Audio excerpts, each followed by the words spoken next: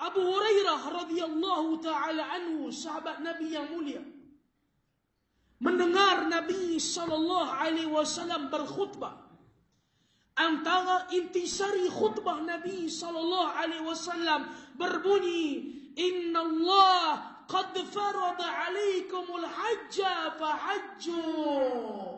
Wahai manusia, sesungguhnya Allah Subhanahu wa ta'ala telah memfardukan kepada kamu ibadah haji. Fahajju, keluar dan tunaikanlah ibadah haji. Bangun seorang lelaki bertanya kepada Nabi SAW. Faqala ya Rasulullah, akulla amin? Wahai Rasulullah, adakah kami ini diperintahkan untuk mengerjakan ibadah haji pada setiap hari? Fasakata Nabi SAW hatta qalaha thalathan. Nabi tidak menjawab persoalan tersebut. Sehinggalah sahabat yang bertanya ini mengulangi soalannya sebanyak 3 kali. Lantas Nabi SAW terus menjawab, Lau qultu na'am lawajabat. Sekiranya aku kata ya, ibadah haji itu perlu dilaksanakan setiap tahun, tentulah Allah akan fardukan kepada kamu setiap tahun, dan tentulah kamu tidak akan mampu untuk melaksanakan. Kata Nabi SAW, boleh tak sekiranya apa yang aku beritahu ini kamu junjung tinggi, dengar dan taat? Fa innama ahlaka man kana qablakum.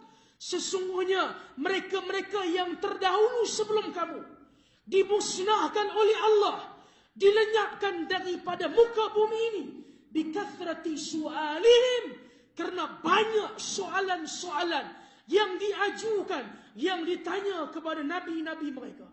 Dan juga waqtilafihim ala anbiya'ihim, dan apabila nabi mereka menjawab persoalan mereka, mereka akan cari pula soalan untuk tidak berpuas hati dengan apa yang telah dijawab oleh nabi-nabi mereka. Kata Nabi SAW, fa idza amartukum bi syai' fa'tu minhum mastata'tum. Bila aku suruh kamu buat satu benda, laksanakan sebaik yang mungkin. Wa idza nahitukum an, dan apabila aku larang daripada melakukan sesuatu perkara, tinggalkan sama sekali. Kita berada pada kemuncak bulan haji. Syawal, Zulqa'dah dan juga Zulhijjah. 3 bulan ini adalah bulan haji. Mereka yang sudah berlepas ke tanah suci, mereka yang menunggu penerbangan antara penerbangan yang terakhir, yang akan bertolak hari ini, esok, lusa dan seterusnya. Apabila mereka sampai di tanah suci, mereka sudah berada betul-betul pada hari yang dinamakan kemuncak, iaitu hari Arafah. Di antara kita semua, ada yang menjadi tetamu Allah pada tahun ini.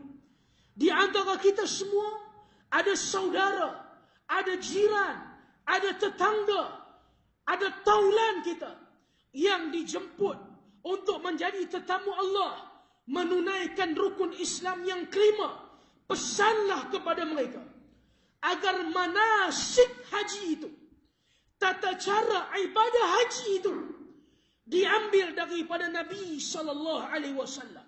Karena Nabi SAW memberi arahan. Sebagaimana arahan solat, begitu juga arahan menunaikan ibadah haji.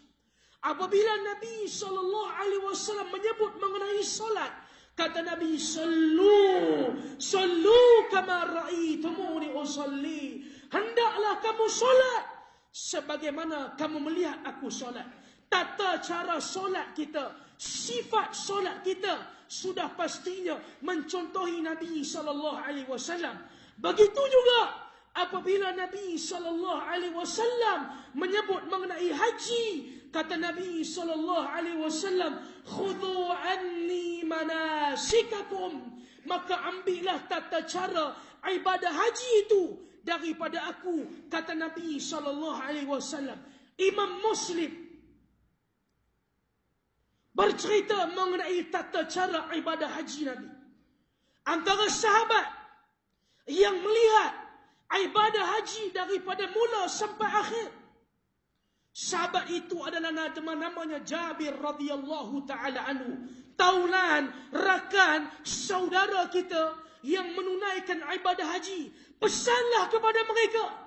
Ambillah hadis Jabir. Lihatlah bagaimana Jabir radhiyallahu taala anhu bercerita Nabi SAW melaksanakan ibadah haji. Manasik haji Nabi itu bagaimana? Kemudian buatlah perbandingan dengan kursus haji berbelas-belas siri yang dia ikuti. Sekiranya sama, alhamdulillah. Sekiranya apa yang diceritakan oleh Jabir dan kursus haji yang dia ikuti berbelas-belas siri itu ada kontra, maka masih ada ruang, ada waktu untuk dibetulkan. Tuan-tuan, ingatlah, di dalam ibadah haji tidak boleh ada ralat. Di dalam ibadah haji tidak boleh ada cacat.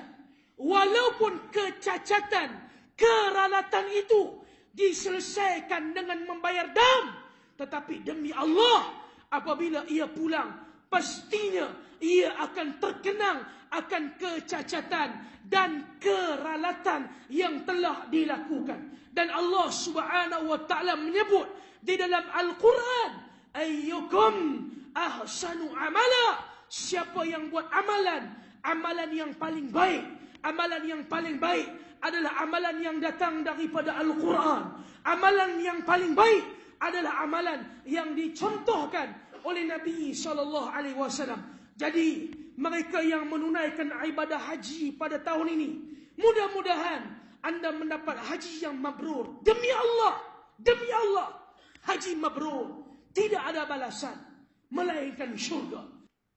Yang tidak menunaikan ibadah haji pada tahun ini, yang tidak menuju ke Baitillahil Haram, yang tidak berwukuf di Arafah, yang tidak melontar di Mina, maka ada sunnah Ibrahimiyah yang kedua, yaitu sunnah melakukan ibadah korban.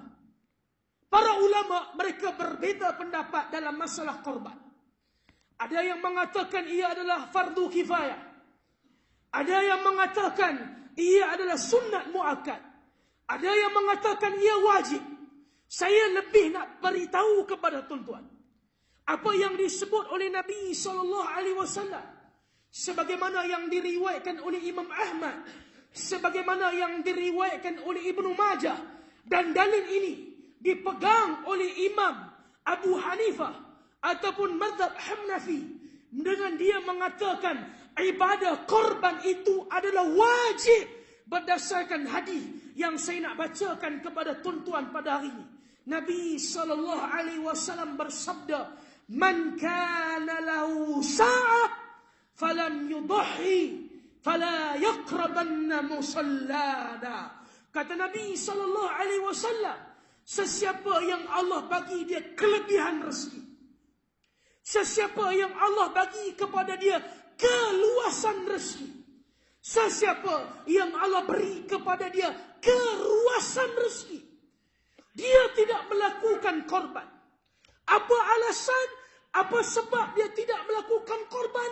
Tidak ada alasan, tidak ada sebab. Hanya saja dia tidak melakukan korban tanpa sebab, tanpa alasan. Fala yaqrabanna musallana. Kata Nabi SAW, orang ini, individu ini, yang ada kelebihan rezeki ini, yang ada keluasan rezeki ini, jangan dia mampir dengan tempat menunaikan solat. Tuan-tuan, apa maksud hadis ini? Seorang ulama di Pakistan yang terkenal bernama Zarwali Khan, dia menyebut maksud ada kelebihan rezeki begini. Dengan dia mengambil rezeki yang telah Allah rezekikan kepada dia, yang tertinggal pada dia, yang tersisa kepada dia, cukuplah duit yang dia ada untuk dia dan keluarga dia makan hari ini dan esok sahaja. Maka sekiranya berada dalam keadaan macam ni, setelah dia ambil satu bahagian korban, duit yang dia ada cukuplah sekadar dia makan hari dan esok. Orang ini bagi mazhab Hanafi wajib melakukan ibadah korban. Tonton lihat bagaimana orang bermazhab Hanafi. Mereka yang kerjanya mungkin lebih rendah tarafnya daripada kita. Yang gaji kita mungkin lebih mahal, lebih banyak daripada mereka. Demi Allah, dalam bab korban, malulah dengan mereka. Tonton lihat bagaimana Pakistan yang kayu basikal mencari sesuap rezeki dengan memotong rumput.